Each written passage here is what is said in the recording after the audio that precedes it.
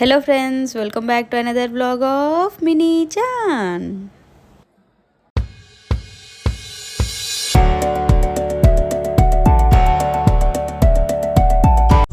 Hello friends, ఈరోజు నా vlog వచ్చేసరికి మీకు థంబ్నెయిల్ చూస్తే అర్థమయ్యే ఉంటుంది కదా. సో రీసెంట్గా ఫ్యామిలీ అందరం కలిసి శ్రీశైలం వెళ్ళాము.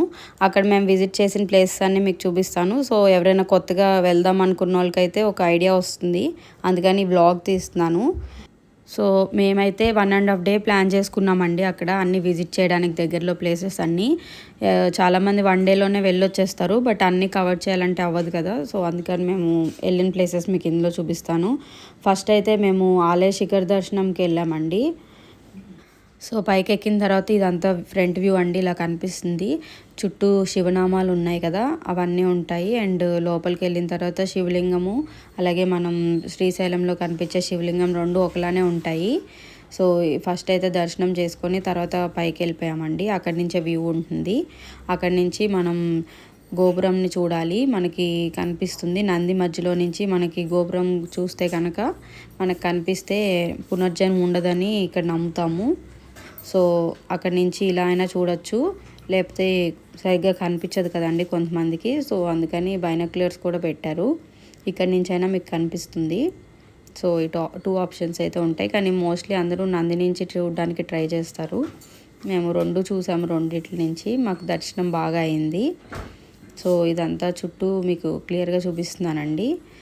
చూసారు కదా, నామాలు శివుడివి అన్నీ శివలింగం షేప్లోనే ఉంటాయి. సో ఇక్కడ దర్శనం అయితే చాలా బాగా జరిగింది. సో నెక్స్ట్ ఇంకొక ప్లేస్కి వెళ్తున్నాము, అది కూడా క్లియర్గా చూపిస్తాను. మేము ఈ ట్రిప్ వెళ్ళడం అయితే కరెక్ట్గా ఉగాదికి ముందు వెళ్ళామండి, 2 డేస్కి ముందు. సో మేము వెళ్ళినప్పుడు అయితే 90% కర్ణాటక నుంచి వచ్చారు. వాళ్ళకి ఏంటంటే ఉగాది టైంలో మొక్కులు ఉంటే అవన్నీ తీర్చుకుంటారంట. ఇప్పుడు కర్ర కింద పెట్టుకొని నడుస్తూ వెళ్ళారు కదా, నేను ఎందుకు వెళ్తున్నారా అనుకున్నాను. తర్వాత అడిగితే అర్థమైంది, వాళ్ళకి మొక్కు ఉంటుందంట, ఇప్పుడు తీర్చుకుంటారు. ఈ టైంలో మోస్ట్లీ 5 lakhs నుంచి 10 lakhs మధ్యలో వస్తారండి కర్ణాటక నుంచి. ఈ ప్లేస్ వచ్చేసరికి హటకేశ్వర్ అండి. ఇక్కడ నుంచి వాళ్ళు నడక స్టార్ట్ చేసి ఇక్కడ నుంచి 3 kilometers ఉంటుంది శ్రీశైలం టెంపుల్కి వెళ్ళడానికి. అలా వాళ్ళు నడుస్తూ వెళ్తూ ఉంటారు. అండ్ ఈ ప్లేస్ హటకేశ్వరం కదా, దీనికి కూడా ఒక స్టోరీ ఉంది. పేరు ఎందుకు వచ్చిందంటే కుంభర్ కేసప్ప అని ఒక అతను ఉండేవాడు. తను అన్నదానాలు చేస్తూ ఉండేవాడు అండి. ఎప్పుడు చేస్తున్నప్పుడు ఒకరోజు తనకి కుండలో బంగారపు శివలింగం దర్శనం ఇస్తుంది. అందుకని కుండలో శివలింగం దర్శనం వేయడం వల్ల కుండని హటక అంటారు. అందుకని ఈ ప్లేస్ని హటకేశ్వరం అని పిలుస్తారండి. అండ్ ఇక్కడ అన్నదానం ఈ 3 days అయితే కర్ణాటక నుంచి వచ్చి అందరూ అన్నదానాలు చేస్తూ ఉంటారు. ఇక్కడ నడుస్తూ ఉంటే ప్రతి ప్లేస్లో అన్నదానాలు కనిపిస్తూనే ఉన్నాయండి. ఆ ప్లేస్లో లైక్ 10-15 members దాకా పెడుతూ ఉన్నట్టున్నారు సపరేట్గా. ఎక్కడ చూసిన అన్నదానాలు కనిపిస్తూ ఉన్నాయి. అండ్ బాగా హడావిడిగా కూడా ఉండింది, ఫెస్టివల్ టైం కాబట్టి. ఈ ప్లేస్ అయితే అయిపోయిందండి. నెక్స్ట్ వచ్చేసరికి మేము పాలధార పంచదారకి వెళ్ళాము. సో ఇక్కడ ట్రెక్కింగ్ అనేది ఎక్కువ ఉంటుంది, ఎక్కువ నడవాలి. అండ్ సైడ్లన్నీ ఇలా షాపులు ఉంటాయండి, అడవి నుంచి తెచ్చిన ఐటమ్స్ అన్నీ ఉంటాయి ఇక్కడ. సో ఒరిజినల్గా ఉంటాయని చెప్పి అలా షాపింగ్ చేసుకుంటూ కిందకి వెళ్ళాము. నేనైతే ఇక్కడ కొనుక్కున్నానండి కుంకుడికాయ. ఎప్పటి నుంచో ఇంట్లోనే ప్రిపేర్ చేద్దాము షాంపూ అనుకున్నాను, కరెక్ట్గా నాకు దొరికినాయి. శీకాకాయలు, కుంకుడుకాయలు, ఇంకా కొన్ని ఐటమ్స్ తీసుకున్నాము. అండ్ ఇక్కడ కాళ్ళనొప్పులు వాటికి ఒరిజినల్గా అడవిలో నుంచి తెచ్చిన మూలికలే ఉన్నాయి. సో అవన్నీ చూస్తూ అలా కిందకి వెళ్ళాము. కిందకైతే వచ్చేసామండి పాలధార పంచదారకి. సో ఇక్కడైతే వాటర్ అనేది ఎప్పుడు ఏ సీజన్లో అయినా ఆగకుండా వస్తాయి. అండ్ స్టార్ట్ పాయింట్ కూడా ఎక్కడి నుంచి ఎవరికి తెలీదు, 2 దారాల కింద స్ప్లిట్ అయ్యి వస్తూ ఉంటాయి వాటర్ అనేది. సో అది ఇక్కడ ఇదొకటి స్పెషాలిటీ. అలాగే ఈ ప్లేస్లో ఇంకొకటి ఏంటంటే శంకరాచార్యులు గారు శివానందలహరి అనే కావ్యాన్ని ఇక్కడ తపస్సు చేసి రచించారండి. అదొకటి స్పెషాలిటీ ఇక్కడ. అండ్ మీకు స్క్రీన్ మీద ఆరెంజ్ కలర్లో చిన్న గుడిలా కనిపిస్తుంది కదండి, అది శంకరాచార్యుల వారు అలాగే శారదాదేవి ఉంటారు అందులో. నెక్స్ట్ వచ్చేసరికి సాక్షి గణపతి టెంపుల్కి వచ్చేసామండి. దీనికి ఒక స్టోరీ ఉంది, మోస్ట్లీ అందరికీ తెలిసే ఉంటుంది. శ్రీశైలం వచ్చిన ప్రతి ఒక్కరు తప్పకుండా విజిట్ చేసే టెంపుల్ అండి ఇది, సాక్షి గణపతి టెంపుల్.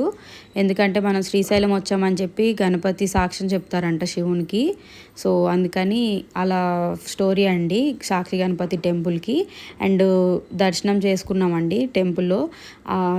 వినాయకుడు కూడా చాలా నిండుగా ఉన్నారు అండ్ వెరైటీగా ఉందండి. లైక్ చేతిలో పెన్ ఉండి ఇంకో చేతిలో పేపర్ ఉండి సాక్ష్యం రాస్తున్నట్టు ఉంటుందండి విగ్రహం. సో దర్శనం కూడా ఇది చాలా బాగా జరిగింది. అయిపోయిన తర్వాత రూమ్కి స్టార్ట్ అయ్యామండి. వెళ్ళేదారిలో చాలామంది నడుచుకుంటూ వెళ్తున్నారు. ఉగాది కదా, సో వాళ్ళు సెలబ్రేట్ చేసుకోవడానికని అందరూ ఇక్కడికి వస్తారు. నడక యాత్రల మీద వస్తూ ఉంటారండి. అన్నీ చాలా ఎండ ఉంది అయినా చెప్పులు కూడా వేసుకోకుండా అలా నడుస్తూ వస్తున్నారు. నెక్స్ట్ రూమ్కి అయితే వచ్చేసామండి. ఇది వచ్చేసరికి శ్రీ అల్లూరి సీతారామరాజు గారి సత్రం అండి. మేమైతే రోజుకి వచ్చేసరికి 1200 అది. పైన మనకి ఏసీ ఎన్టీ గీజర్ అన్నీ ఉన్నాయి అండ్ రూమ్ కూడా చాలా నీట్గా ఉంది. ఈజీగా 4 మెంబర్స్ అయితే పడతారండి. అండ్ ఫుడ్ కూడా చాలా బాగుంది. మధ్యాహ్నం లంచ్ అలాగే డిన్నర్ కూడా ప్రొవైడ్ చేస్తారు. సో ఫ్రెష్ అప్ అయిపోయి మేమైతే టెంపుల్కి దర్శనం కోసం అని స్టార్ట్ అయిపోయాము.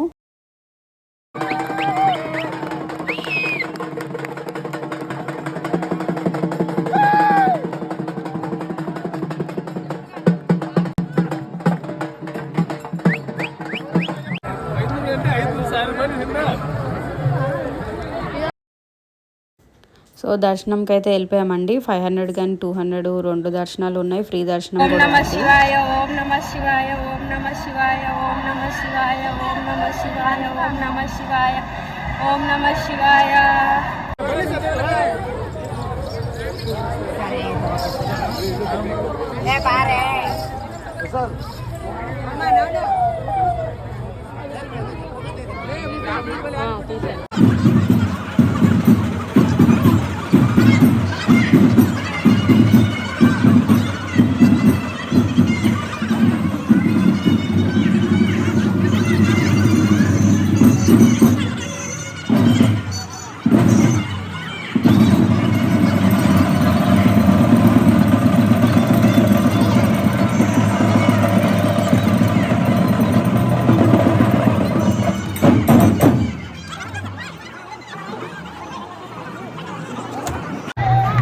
ఫైనల్గా దర్శనం అయిపోయింది.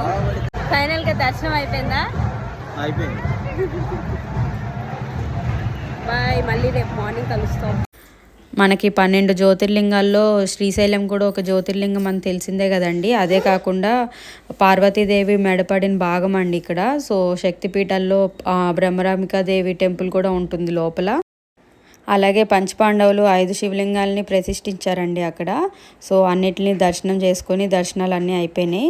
పొద్దున్న మాస శివరాత్రి రోజు కూడా ఇంకొక దర్శనం చేసుకున్నాము.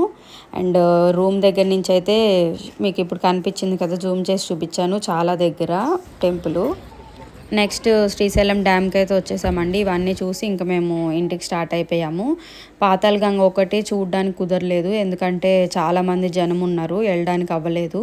రోప్వే త్రూ కూడా వెళ్ళొచ్చు. వెకేట్ చేస్తున్నాం. బాయ్ చెప్పు. Please do